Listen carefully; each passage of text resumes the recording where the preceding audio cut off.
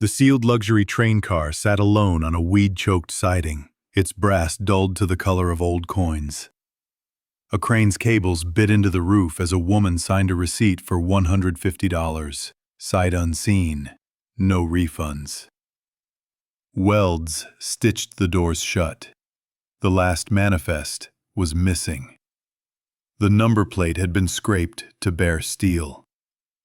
She had staked her reputation on a hunch, borrowed money on a promise, and told herself she'd learn to feel again if there was anything worth saving. The torch hissed. Sparks sprayed. As the seal broke, so did the silence the car had guarded for decades. This began where grand journeys go to die. A derelict rail yard on the edge of town. Rails swallowed by grass. Signal arms frozen mid-gesture. The lot listing was a bureaucratic shrug. Private carriage, no access. Disposal fee applies. And the crowd treated it like junk metal. She didn't. She watched weather ripple across the car's lacquered sides and noted what time had failed to erase. Hand-laid teak, beveled glass, a faint crest pressed into flaking paint. The gavel hovered. No bids. She lifted her paddle. Sold. For less than a month's groceries, and more than her pride wanted to admit. She was an archivist by trade, which is to say she trusted paper trails more than people. Experience had sanded the wonder out of her. Collections came in mislabeled, lied about, incomplete. She learned to expect disappointment and to catalog it carefully. Yet trains had once been her soft place to land. Childhood summers had unfurled beside a fence line where she counted cars and memorized names. A letter had arrived one autumn, postmark smudged, a child's scrawl on the envelope, that never found its sender again. She kept it tucked in a field guide to birds and didn't speak about it. The restoration yard took delivery at noon. Diesel growled, chain slings tightened. The car rose with a slow, reluctant grace. Up close, opulence showed through ruin. The exterior had been repainted badly, but under the drips lay marquetry that had once caught sun like honey. One end wore an oval scar where a number plate was supposed to live. Near the center door, a ghosted monogram surfaced when she brushed aside dirt. A looping crest, not quite a family seal, not a company's either. Something private. Something proud. Stakes were clear. If this was scrap, she'd owe favors she couldn't pay back and watch her name sink among the circles that decide what history deserves a second life. If it held meaning, she would owe something harder. Fidelity to the truth, however inconvenient, and a promise to herself not to turn away when the past reached out with unsteady hands. They cut the welds with care.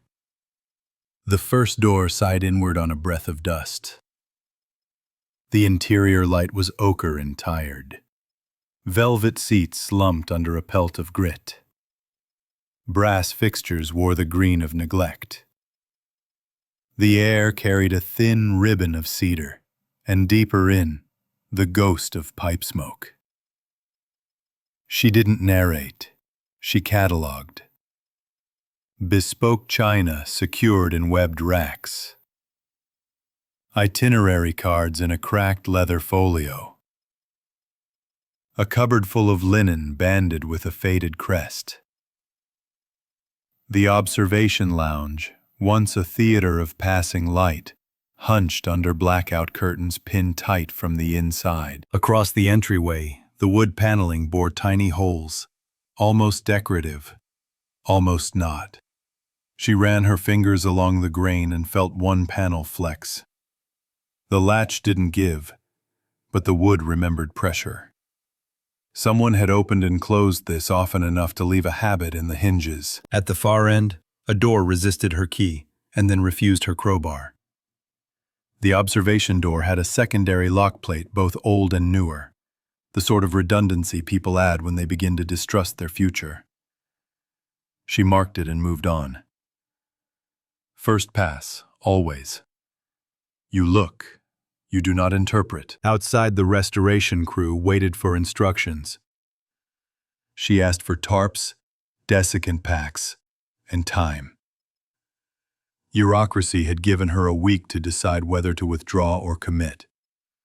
A week to say this was salvageable history, not a liability. She took photographs the way a medic takes vitals. Angles, timestamps, context. On the exterior, the monogram told a partial story.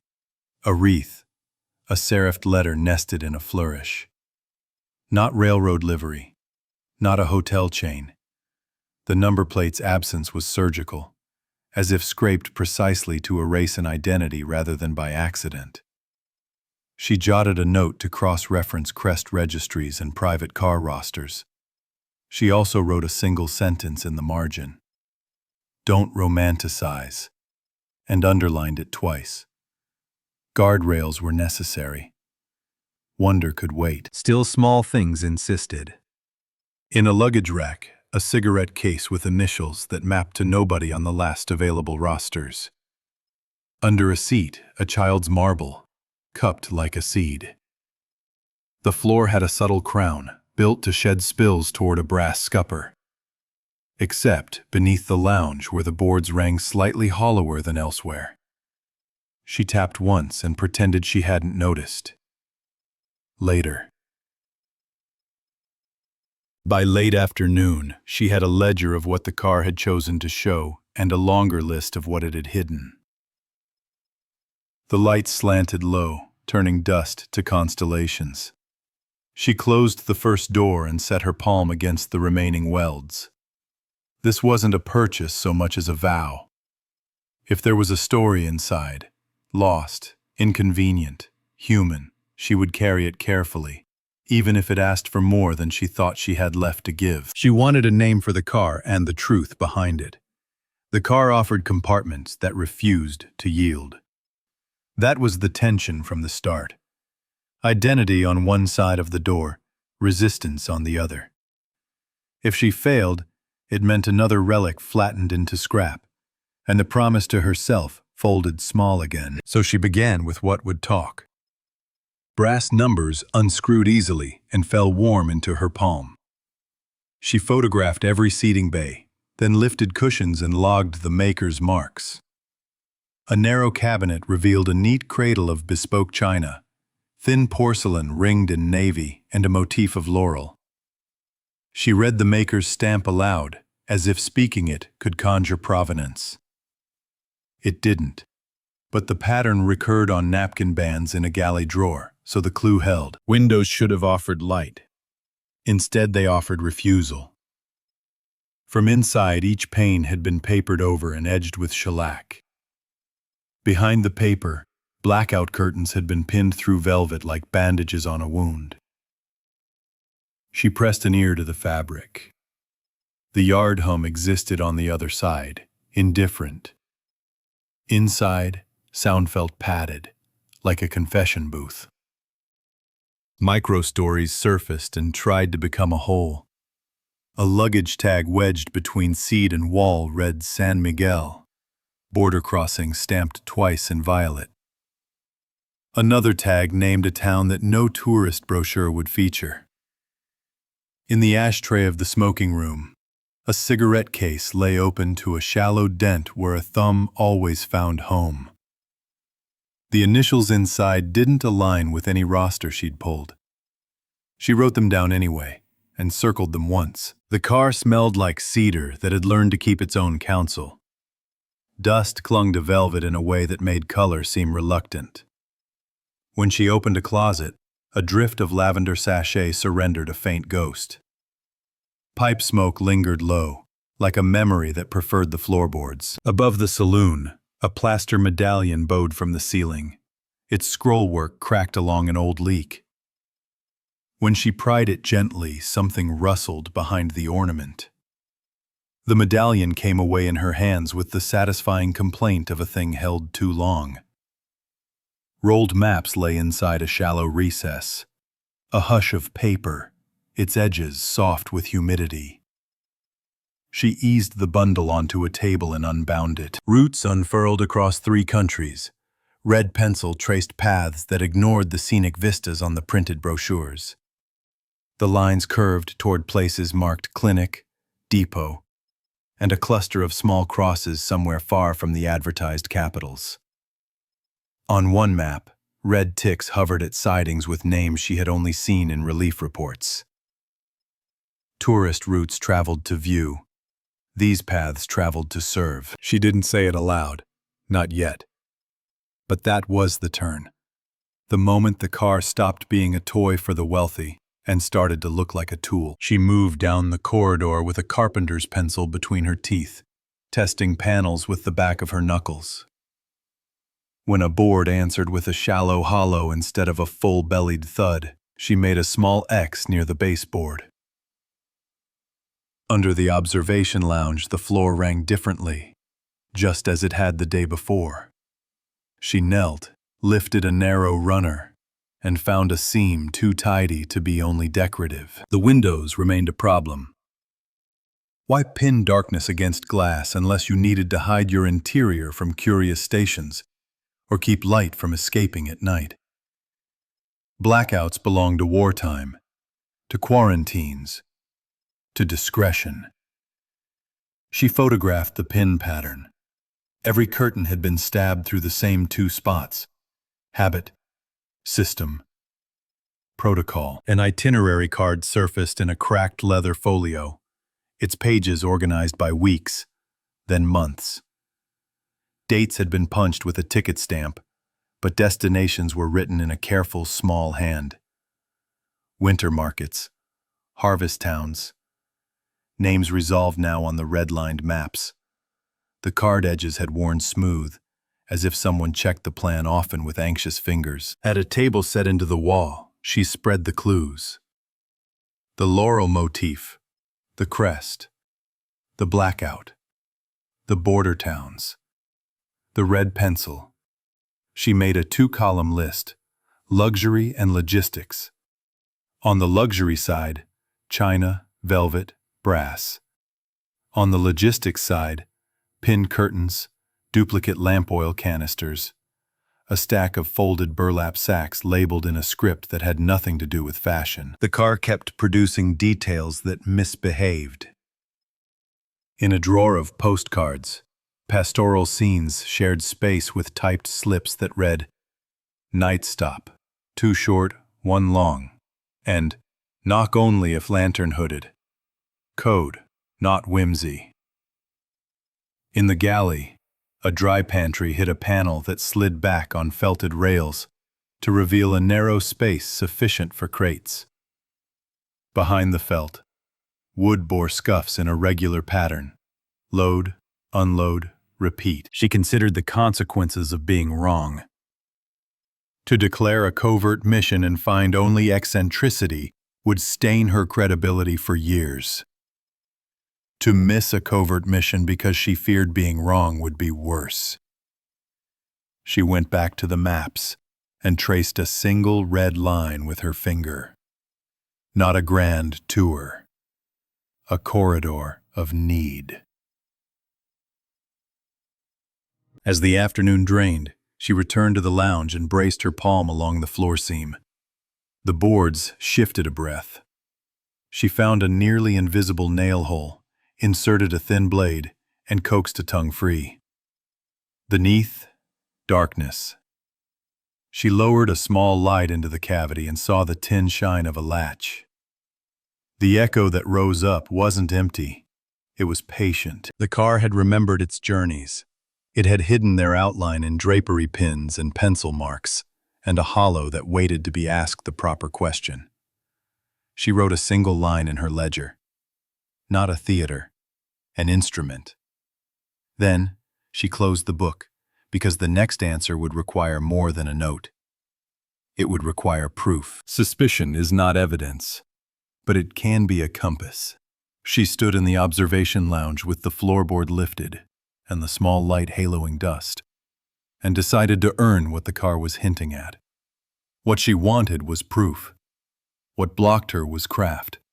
Whoever built this compartment understood how to make absence look like structure. She worked the edges until the panel slid far enough to admit a hand. Her fingers grazed cold tin, then the braided loop of a recessed latch.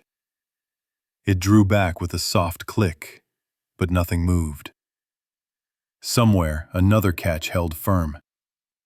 She paused, listening not for sound, but for pattern. The car had offered codes in other places. It would not abandon the habit here. On the wall, a decorative dial was set into carved mahogany, a flourish she had assumed was ornamental. Up close, numbers had once ringed its face, rubbed now to ghostly arcs. She turned it idly and felt resistance in 3 shallow valleys. The observation door's secondary lock plate, too, wore scratches whose rhythm looked intentional. She made a rubbing of both, then returned to the galley and laid out what she had.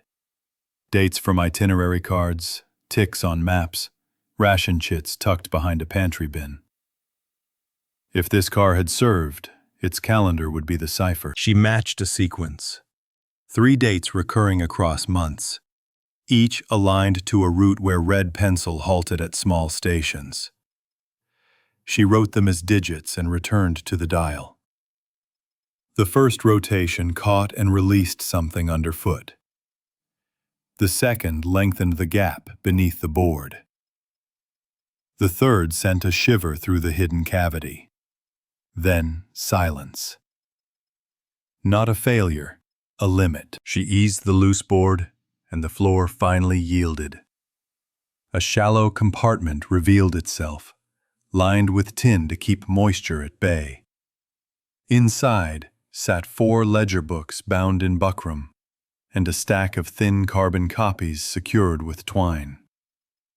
She held her breath the way people do in chapels. On the first page, in a hand careful enough to belong to someone used to justifying every mark, a title read, Night Stops. Below, columns ran, date, siding, quantities, signatures, notes. The entries were not romantic. They were practical. Bread, 42 loaves. Broth, 28 tins. Vials, quinine, 16. Bandages, 12 rolls. At the right margin, initials signed receipt, not of nobles or patrons, but of midwives, clerics, field nurses. The language was sparse. The truth was not. Carbon copies beneath recorded the same in triplicate. Annotations in red matched the pencil on the maps. In the notes column, code appeared again, 2 short, 1 long, next to timings that would allow a train to slow without drawing attention. She turned a page and found a list of donors marked anonymous, each line itemized in such a way that the sums made a pattern. Those same sums appeared again in the itinerary margins, out of place unless you knew to look for them. Habit, system, protocol. Evidence had a weight different from hope. She felt it in her hands, and for the first time since buying the car, allowed herself to name what it suggested. A private carriage rerouted from spectacle to service. A moving pantry. A clinic on rails when roads were watched and bridges were gone. The car did not reward her thought with ease. At the far end, the observation door still refused. Its keyhole took nothing she owned, and its faceplate had been reinforced later, the screws mismatched. She crouched and traced the run of the baseboard with a fingertip. Old wood keeps secrets in the places hands linger. Under the last seat, where a heel would never scuff, a strip of felt lifted to reveal a narrow channel. She slid 2 fingers inside and touched metal tape. The key was small, old-fashioned, its bow flattened to sit flush. On its backside, someone had scratched a notch pattern, the same rhythm as the knocks typed on those slips in the postcard drawer. She held the key the way people hold photographs of strangers who feel familiar, then took it to the lock. The door admitted her on the second try. The observation room smelled less like cedar and more like disuse. Dust lay heavier here. The blackout curtains were pinned even tighter. A desk sat under the curved glass, its rear panel deeper than its facade implied. She tugged at knobs, found only drawers. Then her palm pressed a section of veneer that felt hollow. The panel shifted, and a false back eased forward a finger's width. Behind it waited a metal case, matte with age, the size of a bread loaf, its corners reinforced, and its handle wrapped in worn leather. It was heavy, not with gold, but with consequence. On its lid, a crest like the ghosted monogram outside had been stamped and then scratched. Not enough to obliterate, enough to deny pride. She carried the case to the desk and set it down carefully. The room held still, the way rooms do when a threshold has been reached. Tension returned, clear as glass. She suspected a covert mission. Proof remained inside this box.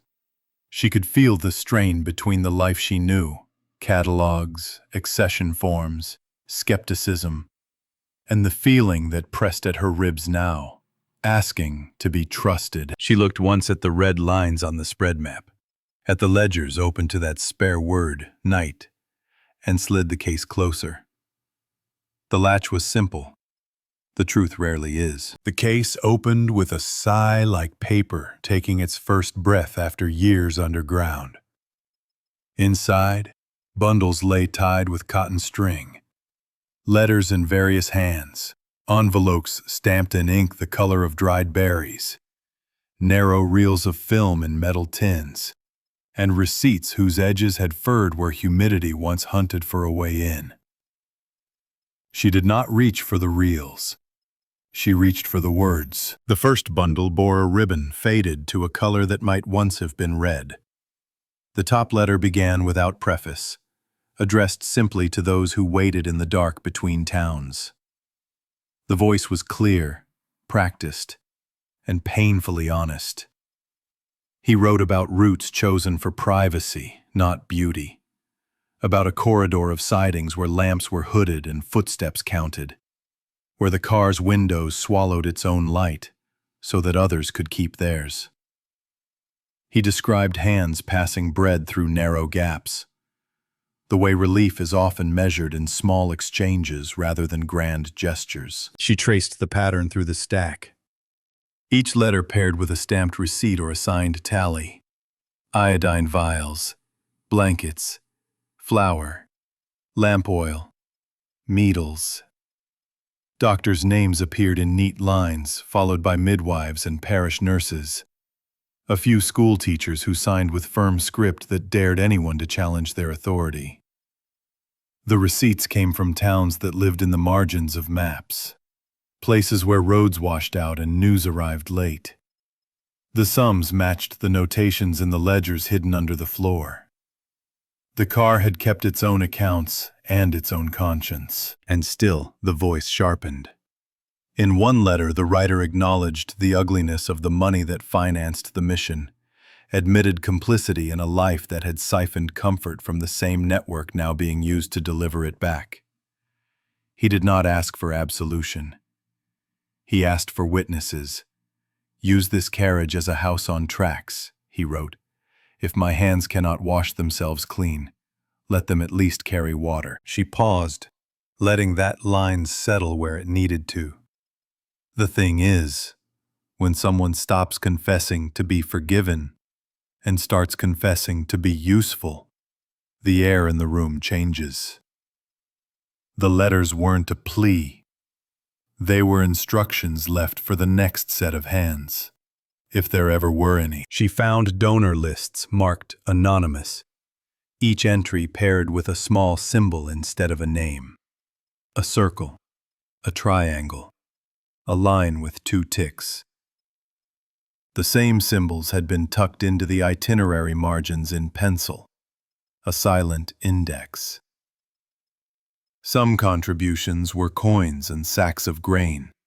Others were services rendered. A machinist offering repairs at a border. A station master agreeing to look away for 2 minutes at a crucial switch. Kindness scaled itself to what people could afford. Gaps appeared in the correspondence.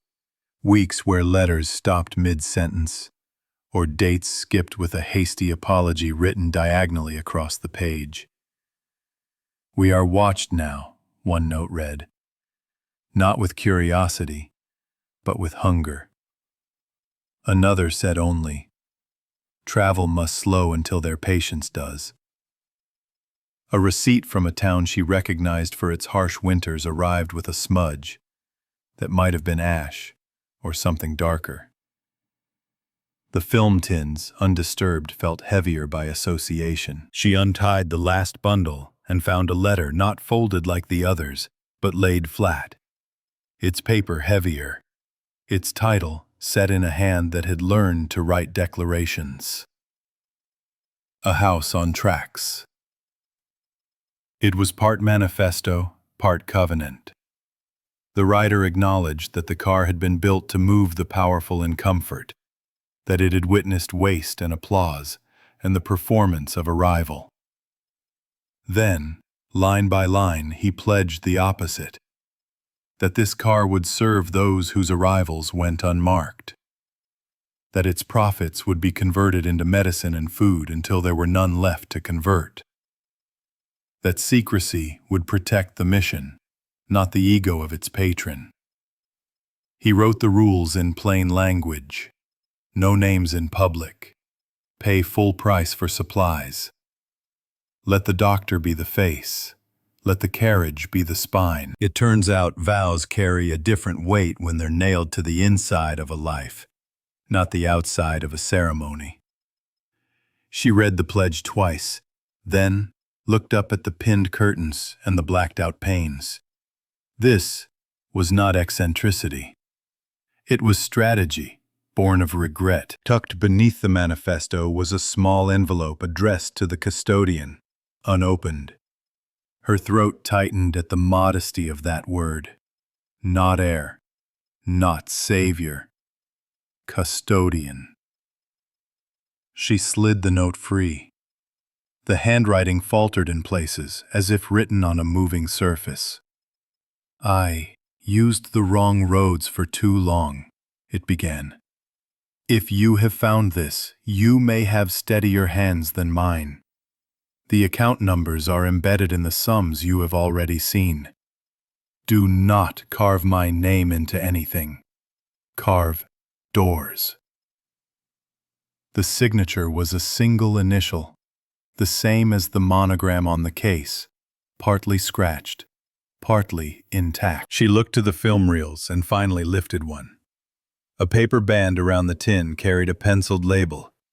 Clinic. Winter. North. She did not load it.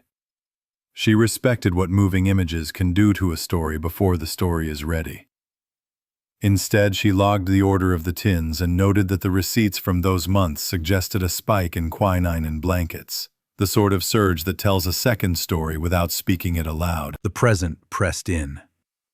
She knew what this could rewrite. How people spoke of wealth. How they filed the owners of such carriages under a single word and refused to let nuance in. But she also knew what the revelation might cost. Gatekeepers dislike being shown what they missed.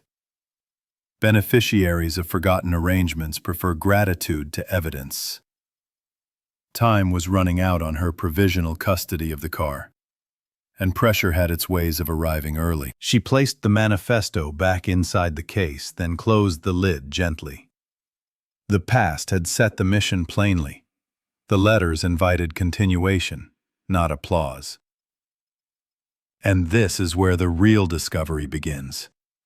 The moment you realize the story you're holding doesn't end with an obituary. It demands a living answer. What she wanted now was recognition for the mission the car had carried. What blocked her were gatekeepers whose comfort depended on doubt. The ledgers, the letters, the manifesto. She had evidence. But evidence without verification is a story asking to be ignored. So she began the second journey, from finding to proving. She called archives first. Regional rail societies, private car registries, museum curators with careful manners. Some were curious, most were cautious. "Do you have provenance?" they asked, as if she hadn't just pried it from under a floor. She described the crest, the ledgers, the route maps. The line went quiet in that specific bureaucratic way that means, "We hear you, but we don't want to be responsible for hearing you." Interviews followed.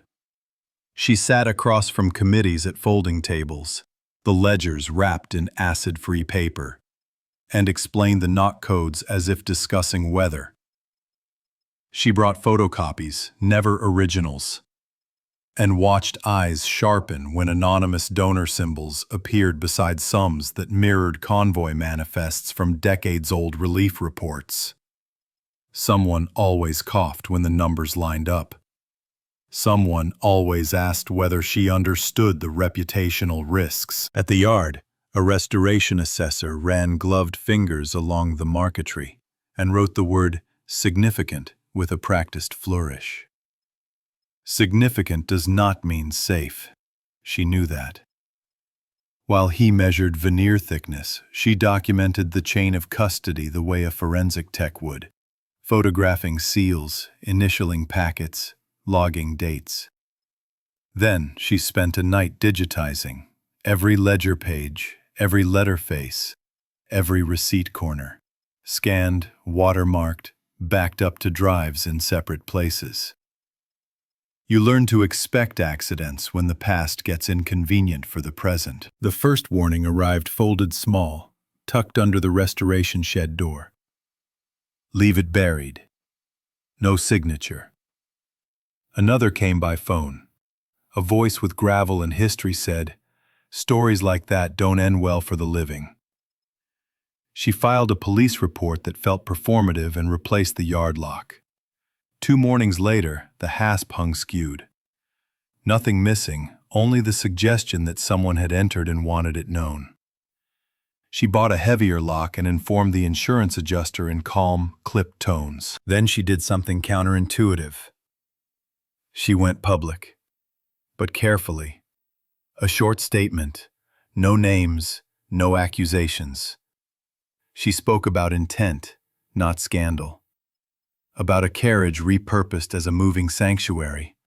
About night stops and signed receipts. About a vow to use found resources to do present good. The story traveled faster than she did. Comments split along the usual seam. Inspiration on one side, suspicion on the other. She turned off notifications and kept scanning. Verification needed a witness from the car's working life. It came with a knock, soft enough to be polite, firm enough to be certain. An elderly man stood at the yard gate with a hat in his hands. He said he'd heard a rumor about a private carriage with blacked-out windows and a floor that sang if you tapped it just so. He had once worked night shifts at a border station. He remembered a code, 2 short, 1 long, traded through the dark along with bread smell and steam. He spoke the names of 2 sightings that appeared in the ledgers, then hesitated, as if asking permission from the past. She showed him a ledger page. His hand shook when he touched the column labeled "Night Stops." He signed a statement with letters careful as stitching. It was not the only corroboration. A retired nurse wrote to say she still had a receipt book from a winter when quinine came from nowhere, and a carriage refused to take credit. The stamp on her slips matched the ink in the car's case. She sent photographs. He had no choice but to use the word validation. With witnesses and documents aligned, her own walls shifted. She had built a life on distrust, because distrust kept disappointment from landing too hard. Standing in the observation room with the manifestos spread and the case open, she realized the evidence didn't need her fear. It needed her stewardship. She closed her eyes, let her breath lengthen, and accepted that trusting the record was not naive. It was the work. She tightened procedures. A neutral attorney came on board to establish custodial protocols, to request court acknowledgement that the documents constituted a charitable trust interrupted by time. The phrase chain of benefit entered the record alongside chain of custody. She set up a public log so that any future claim would have to argue with dates rather than rumors. The pushback didn't stop. A letter arrived from a family whose name once hovered near the monogram's orbit, insisting that any tale of philanthropy was a smear on their patriarch's rivals and a distortion of history. She replied with courtesy and copies of ledgers bearing signatures from people who did not attend galas. Silence answered. It was the kind that plans. Meanwhile, the Rail Society convened a special session to evaluate the car's cultural value. She waited in a chair that wobbled and answered questions about veneer, brake systems, and the ethics of putting a legend on display before it was fully proven. She said the truth had to outpace the myth. Otherwise, the myth colonizes the truth. Someone wrote that down. By week's end, verification was underway through 3 channels: oral histories, archival cross-referencing, and forensic paper analysis to date inks and carbon duplicates. The work had the pace of a long freight, slow, weighty, unstoppable. Still, the car asked for one more truth. The desk's false back had given a case. The floor had given ledgers. A mirrored panel in the corridor showed slight silvering loss where fingers might have pressed often. She stood there, watching her reflection break along that flaw, and understood there was a safe she hadn't yet named. The mission wanted more than proof of past charity. It wanted the means to continue. An unopened safe sat behind a mirrored panel that had learned to lie. The silvering near the edge bloomed like frost where hands had pressed often, and the frame showed a scuff no other molding bore. What she wanted was the last barrier lowered. What blocked her was the risk that forcing it would destroy the very thing she was trying to save. If she failed, there would be no second chance at the truth, and the mission might remain a rumor in elegant paper. She tested the panel with a thin palette knife and felt a catch give half a hair. The mirror tilted, and behind it, inset into braced oak, a small safe waited. Older than the desk mechanism, newer than the car's original joinery.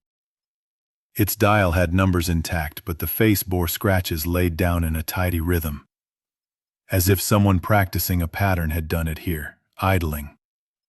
The keyhole was blinded with a brass plug, a repair from a decade later than the car's build. The message was clear.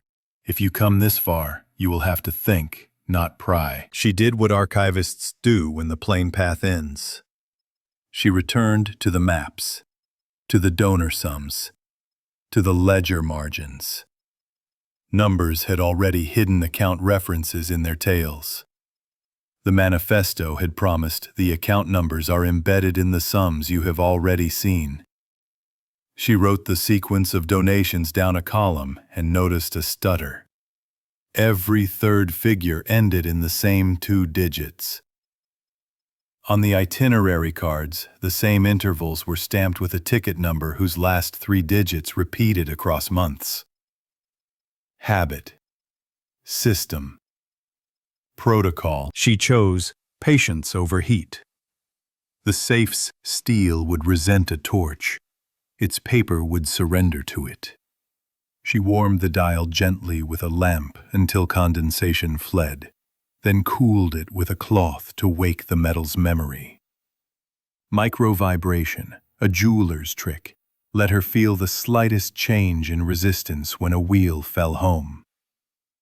She turned the dial through the first number set. The click was a breath. The second sequence asked for a slower hand. The third refused until she reversed the direction and invited the stutter to become a rule rather than noise. The handle moved the distance of a heartbeat and stopped. Jammed. not locked. Solvent wicked into the spindle seam where old oil had become glue. Time did its part. She did not rush it. When the handle turned again, it did so with the dignity of a thing allowed to remember its purpose. The door edged open. Inside, a portfolio lay on its side, wrapped in oilcloth, and a shallow tray held documents bound in red tape. Above them sat a small velvet box, and beneath, an envelope whose flap bore a pressed crest, the same ghosted emblem scratched on the case in the observation room. She opened the portfolio first. Trust documents, notarized, the ink browned but legible. Assignments of profits from a luxury rail line to a consortium of mobile clinics and relief depots, routed through accounts that had been frozen by time, not design. The language was precise. Percentages, contingencies. The phrase irrevocable gift repeated in clauses meant to defeat any later remorse. Signatures appeared in careful succession. The train's owner, a doctor who had signed in the ledgers, a trustee whose symbol, a triangle, had danced beside anonymous gifts. The tray held schedules linking dividend dates to clinic supply cycles. The pattern echoed the red ticks on the maps. Here was the covenant in strict form. Money born of comfort turned by rule into food, medicine, and transport. Not a whim. An engine. She opened the velvet box last. Inside lay a silver badge the size of a matchbook, its face engraved with a single word. Custodian. The back bore a scratched initial and a date that matched the manifesto's year. She held it until the warmth of her palm brought it alive, and then she set it beside the envelope and broke the crest's seal. The letter was short. If you are here, the railway I owe has extended beyond me. The amounts are hidden where I hid my shame, in the margins. Release nothing for my name. Release everything for their need. If obstruction rises, bring the covenant to the court of public work. Let the doctors speak. And if your hands shake, remember that trembling is not failure. It is feeling. Evidence is one thing. Authority is another. The trust documents mapped a legal path she could actually walk. She photographed every page, logged their placement, then carried the originals to the attorney who had agreed to be neutral. His face changed as he read. He pointed to a clause that made the car itself an instrument of the gift, and to another that assigned successor custodianship to whoever possessed the portfolio and met the pledge. He sat back, folded his hands, and said the quiet part. This is enforceable if we keep it clean. Clean meant visible. She prepared an affidavit aligning the ledgers, the manifesto, and the trust. She filed a petition to revive the charitable entity and to recognize the car as a named asset in service of it. The phrase "modern car of light" walked into her paperwork almost shyly. She let it stay. The safe closed gently and would open again. Outside, the yard clanged with ordinary labor. Inside, the last barrier had become a door. She pinned the badge inside her jacket pocket and felt it press against her sternum when she breathed. The mission had asked for more than memory. It had given her a covenant, then asked for courage. Funds were provisional. Scrutiny had teeth. The badge in her pocket felt heavier than its silver. What she wanted now was motion. What blocked her was time, measured in invoices and eyes. So she started with triage.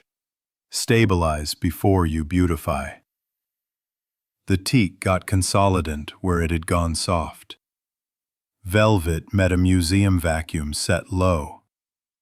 Every inscription was photographed before a single fiber was lifted. She wrote the word preserve on a whiteboard and underlined it once. The yard smelled like solvent, linseed, coffee.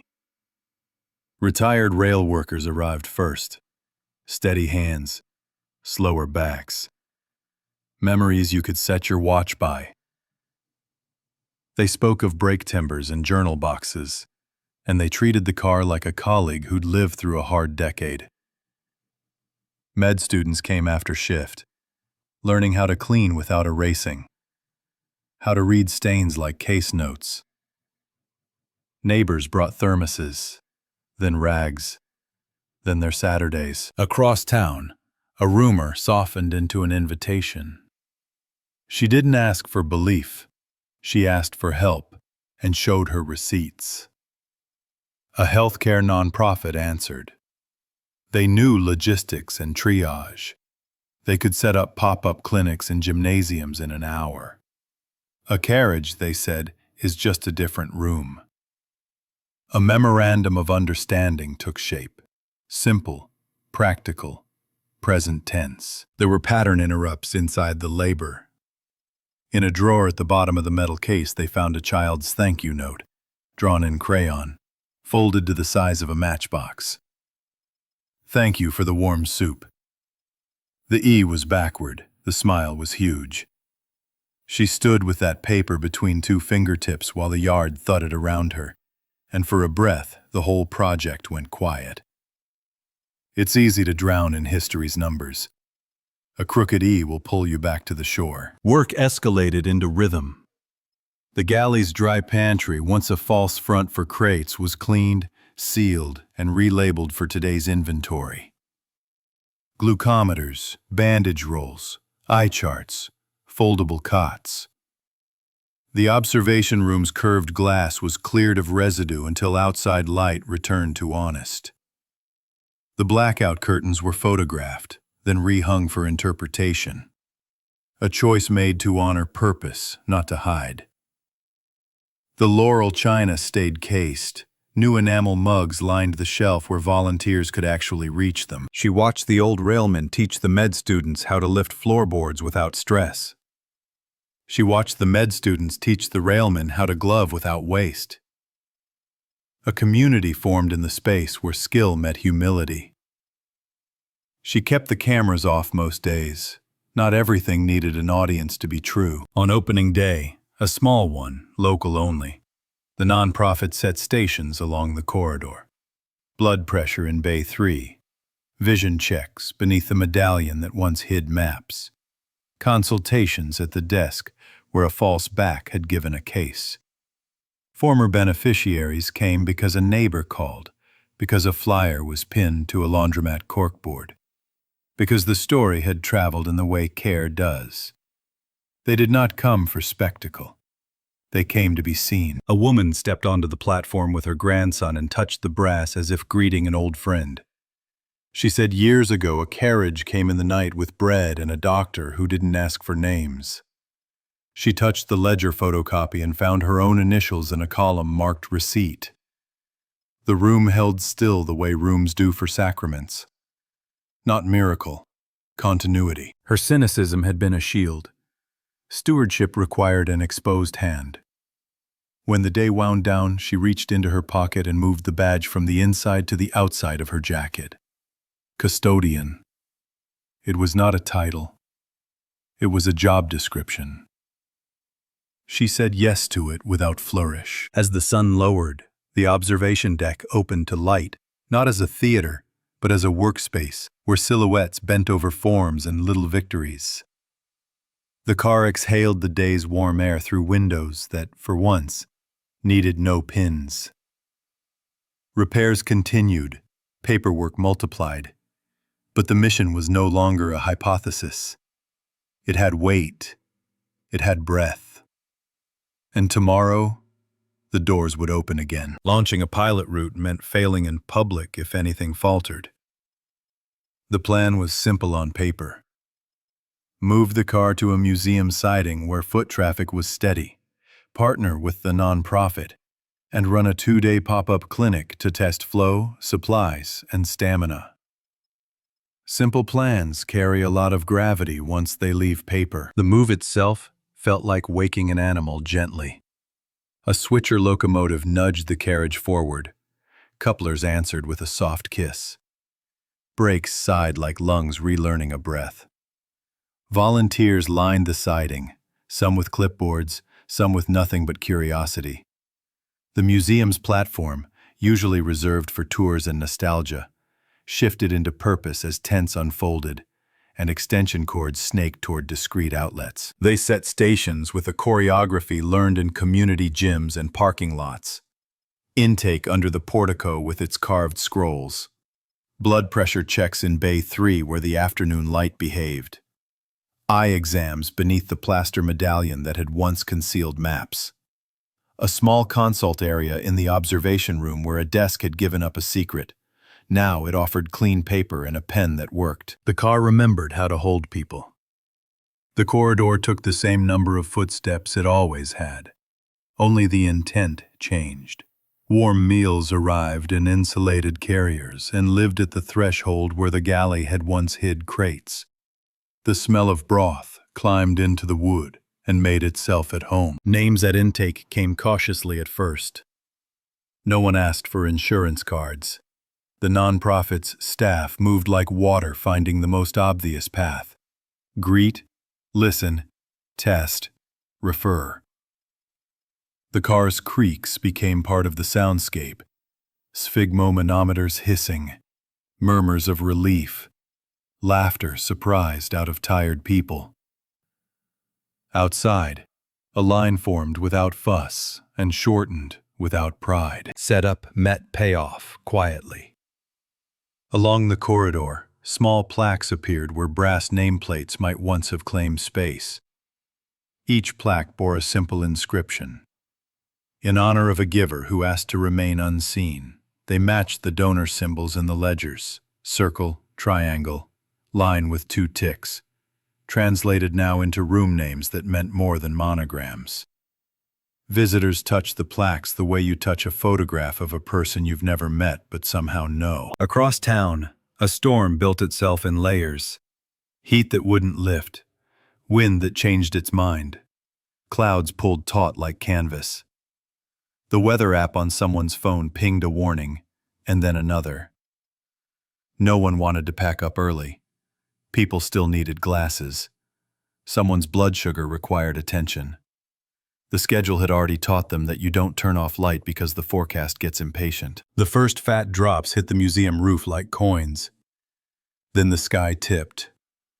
Rain drove sideways across the platform, drumming the siding and trying door seals with the persistence of a skeptic. Inside, the power flickered, stuttered once, then died. Darkness didn't fall. It settled. The room exhaled a surprised, "Oh." There was a beat where everyone listened for a generator that didn't live here. Then the volunteers moved without consultation. Lanterns appeared from a plastic tub. Hand-crank flashlights began their small, whirring song. A battery pack gave one last gasp to a desk lamp and then joined the quiet. The blackout curtains, left hanging as a lesson, made sudden sense. Hands pinned them at half-mast to keep glare off the eye charts. The car's windows remembered restraint. Clinical work continued by lantern light. Blood pressure cuffs can be pumped without electricity. Glucometers sipped from a pocket pack of AAAs. A volunteer counted out pills by touch and double-checked by lantern. The galley served broth and bread that didn't need an outlet to be kind. The rhythm slowed, but it didn't break. Rain sharpened smells. Cedar stepped forward. Steam from cups wrote soft ghosts against the glass. The car held steady on its trucks, a steadiness you can feel in the soles of your feet. Mass refusing to be bullied. Children pressed noses to windows and left perfect ovals of fog. Somewhere between Bay 2 and Bay 4, an elderly man told a boy to breathe slowly and count to 5. He had learned that trick a long time ago in this very kind of light. When the worst of the squall passed, a hush followed that belonged to after. Lanterns still glowed. The reading still happened. Nobody had left. The car had kept its promise to be spine, not spectacle. Near closing, the line dwindled, and a volunteer folded a blanket around a child who had run out of weather before the storm did. The velvet bench, cleaned and conserved, became a bed. The child fell asleep with a spoon in an empty bowl and a hand tucked under a cheek. The badge in the archivist's pocket felt warm, as if remembering why it had been made. Outside, puddles arranged themselves like small lakes connected by narrow straits. People lingered under the portico, reluctant to re-enter a world that asked more than it gave. Inside, the last eye chart folded down, the last cup rinsed, the last clipboard stacked.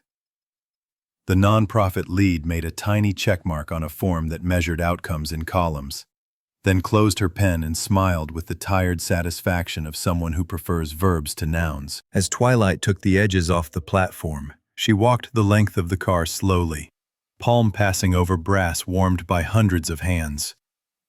The plaques along the corridor caught the last light and held it softly. The observation room reflected faces she knew only by first names and needs met. The storm had tried to be the story. It hadn't earned the role. She stepped down to the platform, turned the key, and felt the carriage return to its quiet. Not as a retreat, but as a pause. The badge in her palm hummed with the heat of skin and work. Across the yard, the museum lights stuttered back to life one by one, as if remembering themselves. The car didn't need them to know what it had done. She turned the key, felt the lock answer, and stood for a breath with the word custodian warm against her palm. If this journey stirred something in you, share it with someone who could use a moment of grace today. We tell stories like this every week, hidden histories that become lifelines. So subscribe and tell me in the comments, what unexpected turn taught you what care can do?